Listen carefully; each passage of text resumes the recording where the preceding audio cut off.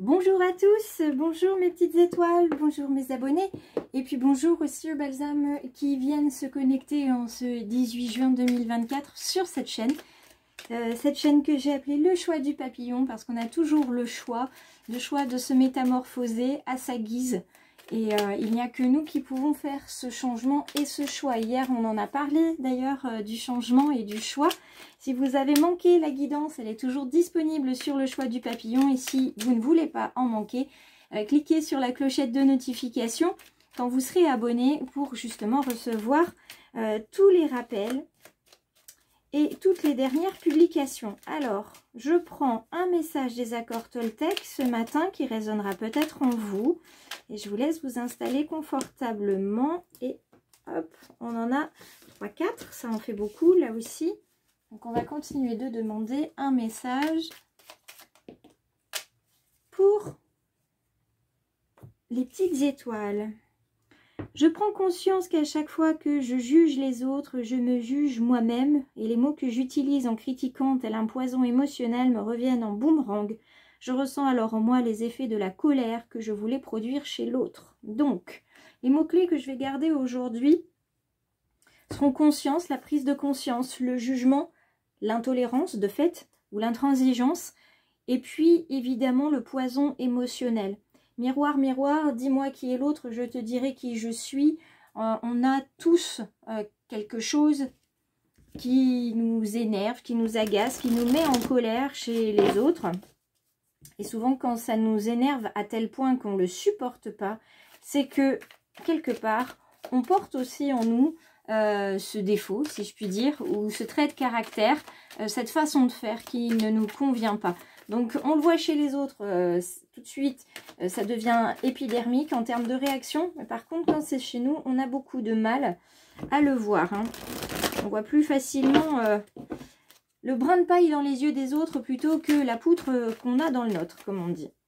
Alors, on va garder ce petit oracle des lys de côté. Et puis, on va aller voir du côté du petit oracle des animaux de pouvoir. Vous savez que j'aime bien savoir, hop là, les animaux et notre ami le pivert. J'étais fan de Woody Woodpecker, moi, quand j'étais petite. Le pivert, je protège, je prends soin de mon clan, que ce soit ma famille de sang ou de cœur. Donc, on les protège contre la colère, contre les injustices. Et puis, peut-être vous les mettre comme ceci, ce sera plus joli à lire. Puis, on les protège peut-être des autres, mais en tout cas, on ne peut pas les protéger d'eux-mêmes. Et ça, mes petites étoiles, avant qu'on passe au tirage général, j'ai envie de vous dire qu'on va toujours essayer de protéger les nôtres des autres. C'est pas quelque chose de facile, mais je crois que le plus difficile, c'est de protéger quelqu'un de lui-même.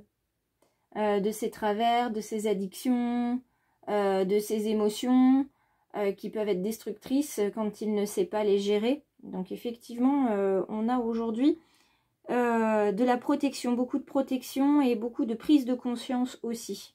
Donc on va aller vers l'introspection aujourd'hui et on va voir, on a l'hésitation et le non. Alors en couple, on hésite. On hésite et puis finalement comme on hésite trop, on ne sait pas, plutôt que de faire le mauvais choix, on va dire non. Voilà. Non se révélera peut-être être le mauvais choix, mais ça on le saura plus tard. Ou alors on a dit non. Et maintenant, on hésite. Est-ce que j'ai bien fait de dire non? Est-ce que j'ai bien étudié toutes les possibilités?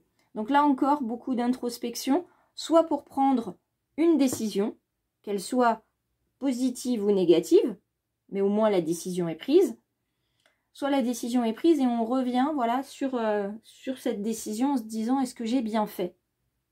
Voilà. Donc beaucoup de réflexion, beaucoup de remue-ménage aussi aujourd'hui. Peut-être par rapport à une situation conflictuelle que vous avez avec quelqu'un de votre clan, justement, en disant bah, est-ce que j'ai bien fait finalement de couper les ponts avec cette personne?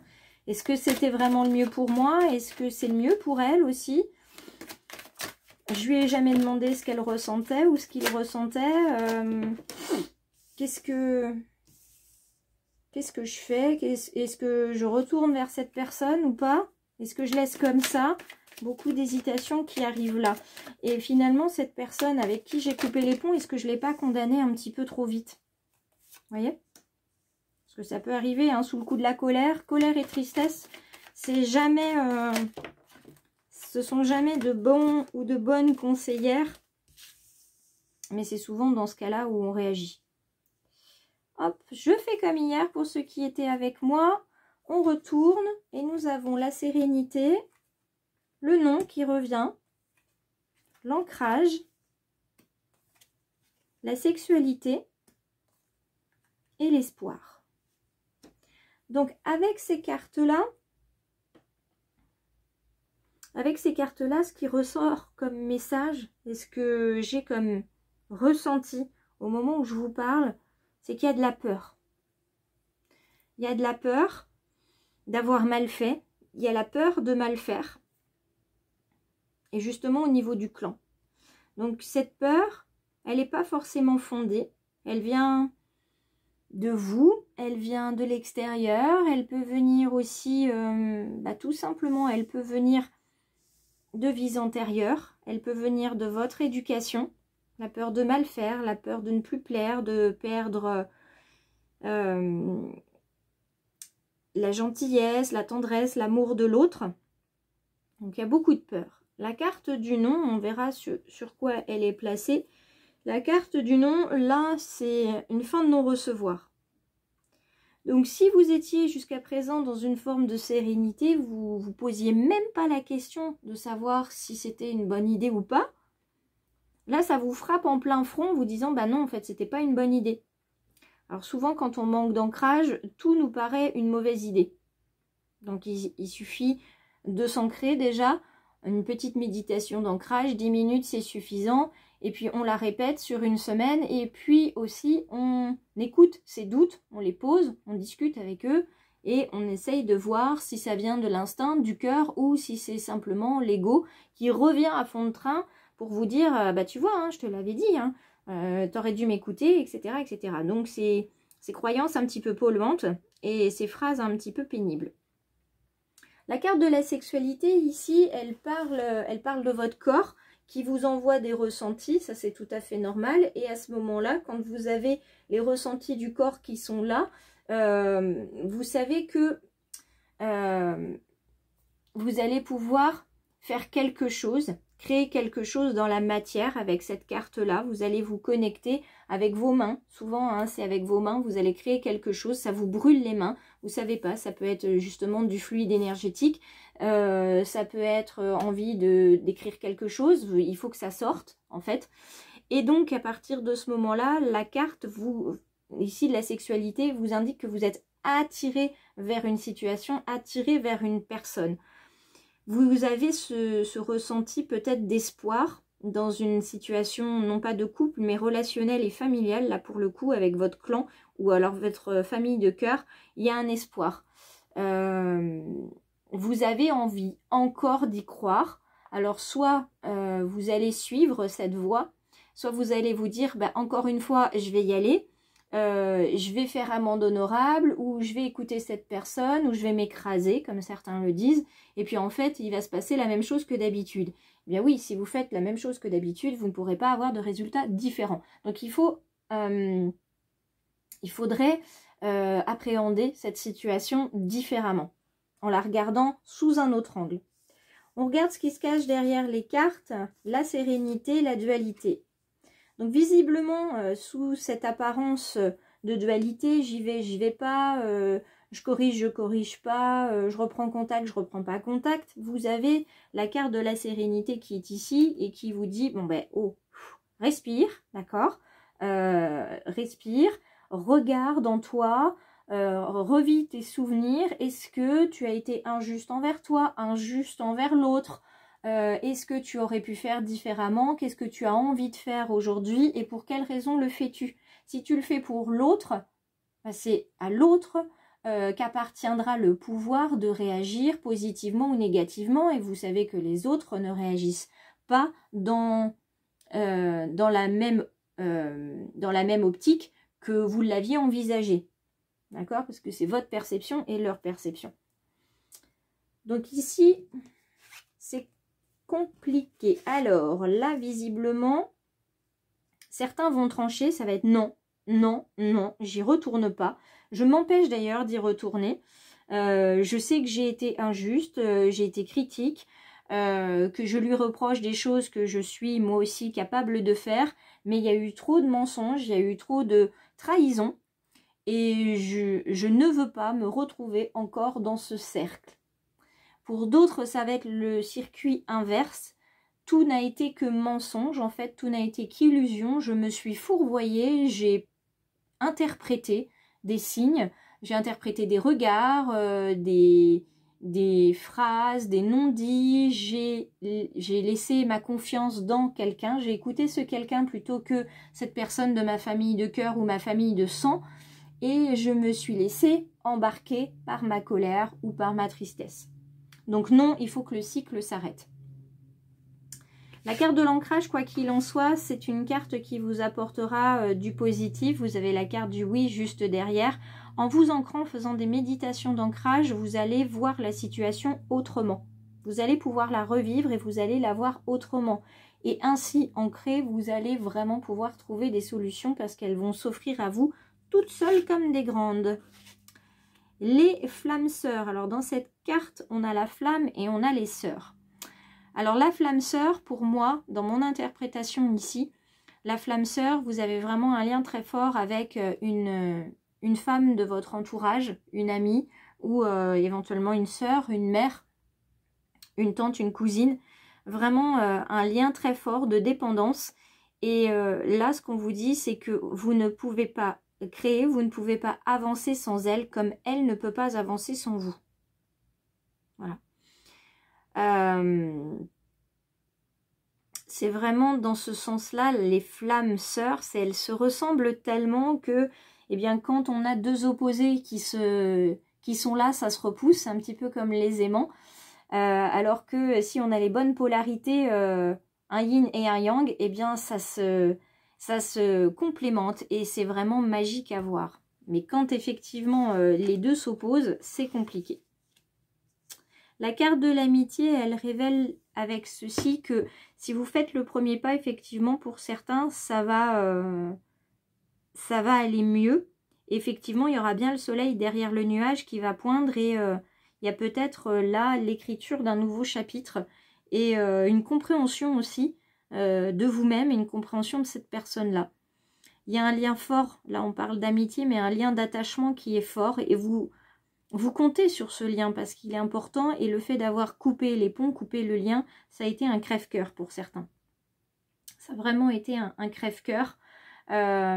Pour d'autres, c'est pas que c'est pas un crève-cœur, mais il fallait que ça se fasse. C'était plus possible de faire différemment. On va aller voir dans le domaine relationnel, sentimental avec le tarot. Alors, qu'avons-nous ici avec ce tarot? Quel est le message qui vient vers les belles âmes et les petites étoiles? Hop, en ce 18 juin. Alors, on y va, on pique avec les épées. Donc, c'est l'intellect qui ouvre en fait ce bal des cartes du tarot aujourd'hui. L'intellect des épées, on va venir piquer. Et celui qui va venir piquer, c'est le cavalier. Évidemment, hein, c'est logique. C'est lui qui porte l'épée. Donc, vous avez une personne dans votre entourage qui va vous presser, dans le domaine relationnel ou sentimental, qui va vous presser, qui va vous inviter, mais de manière urgente, à changer les choses. Une personne qui parle, on va dire, vite, hein, elle sait très bien ce qu'elle veut dire, donc elle va au cœur des choses, tout de suite, elle ne tourne pas autour du pot. Et cette personne-là, elle va vous inviter justement à changer votre manière de voir les choses et de vivre votre vie. Donc on est toujours sur le changement, vous voyez, comme hier. Hop, on continue. Cette fois-ci, on passe au bâton. Alors, non pas qu'on va prendre le bâton derrière la tête. Là, on est avec la créativité. On en parlait tout à l'heure, cette créativité qu'on peut avoir ici avec la carte de la sexualité. Et ce 7 donc de bâton, il vient nous parler de votre part, il vient nous parler encore de... Je fais le geste parce que je cherche le mot. Vous avez encore des freins. Vous vous bloquez encore. Vous ne voulez pas lâcher les rênes. Vous ne voulez pas lâcher ce bout de terrain. Pour vous, il n'est pas question en fait de retourner vers cette personne. Pour vous, ce serait une forme de désaveu, de trahison envers vous-même. De, entre guillemets, tourner... enfin, oui, je crois que c'est ça hein, le terme. On retourne sa veste. Et ça, c'est pas possible. Parce que pour vous, ça serait une trahison envers vous-même. Si vous avez pris cette décision, bah, tant pis si elle n'est pas bonne, mais je ne changerai pas d'avis. Ça fait un peu partie du caractère de certains. Ça peut être de l'orgueil, ou ça peut être, en fait, je me rends compte que j'ai pas pris la bonne décision. Ça veut dire que je ne suis pas parfait et qu'en fait, je peux me tromper. Là, ça va venir bouger peut-être les lignes chez certains. On continue de se piquer avec cette fois-ci le 10 d'épée. Le 10 d'épée, on est sur... comment dire? Sur une fin de non-recevoir. Vous savez que là, vous êtes à une croisée des chemins. On reparle du doute, on reparle de l'hésitation. Vous êtes à une croisée des chemins. Vous touchez, entre guillemets, le fond de cette situation-là. Et c'est à vous de savoir, en fait, si vous allez remonter, comment vous allez remonter, parce que c'est douloureux pour vous d'être dans cette situation-là en ce moment. C'est très, très inconfortable d'être dans la situation de doute. Il n'y a pas de certitude et ça, pour vous, c'est pas possible. Manque de certitude, manque de contrôle, tout ça, c'est pas possible. Ça fait pas partie de votre caractère. Et pourtant, vous voyez, depuis tout à l'heure, on a des choses qui piquent. On a le pivert. On a les mensonges qui viennent piquer. On a aussi les symboles sur la carte de la sexualité qui sont là, qui viennent piquer. Les rayons du soleil éventuellement qui viennent piquer. Toutes nos épées qui se trouvent là. Le bâton qui peut piquer hein, par ailleurs. Et on termine avec justement ce 8 d'épée, vous voyez, où on a comme une forme de repentance ici avec cette nonne. Et on se retrouve ici avec une forme d'isolement, d'emprisonnement, on se sent prisonnier ou prisonnière du ben, « je dois faire ça parce que c'est ce qu'on attend de moi, je vais faire ça parce que ça fera plaisir à ». Et en fait, vous vous sentez piégé dans vos propres croyances, c'est vous qui avez en fait construit la cage autour de vous. Et cette cage-là, même la porte ouverte, eh bien c'est compliqué pour vous d'en sortir parce que ça veut dire ben, je vais où, je fais quoi, c'est nouveau et j'ai le droit de faire comme je veux, de penser par moi-même et ça, j'ai pas été habituée parce que j'ai pas été éduquée comme ça. Donc dans le domaine sentimental, on a beaucoup de choses qui se mélangent aujourd'hui ou dans le domaine relationnel, ça bouge pas mal et le fait de se rendre compte qu'on juge les autres. On peut même être intransigeant sur leurs défauts. On ne se pose pas la question de nos propres défauts. Et on juge souvent les autres en se disant « Ah ben lui il fait ci ou elle est comme ça ». C'est une forme de violence qu'on leur accorde. On ne se pose pas la question si nous sommes la personne qu'ils veulent ou la personne qu'ils apprécient le plus. Ils nous acceptent tels que nous sommes, peut-être qu'ils sont critiques à notre égard aussi, mais ils nous acceptent tels que nous sommes, alors je pense qu'il serait opportun qu'on accepte les autres tels qu'ils sont aussi. Et c'est sur ces mots, j'espère plein de sagesse, que je vais vous laisser et que vous me retrouverez avec plaisir sur la carte en story sur les réseaux et que vous voudrez aussi me suivre puisque liker, partager, commenter et vous abonner, c'est gratuit et ça aide ma chaîne et mon papillon à se développer. Donc je vous remercie d'avance pour ce que vous ferez pour moi et je vous retrouve demain, plus tôt d'ailleurs, puisque demain je serai sans les enfants, donc je serai levée plus tôt pour vous mettre cette guidance aux alentours de 6 ou 7 heures. Voilà, je vous embrasse et je vous dis à tout à l'heure.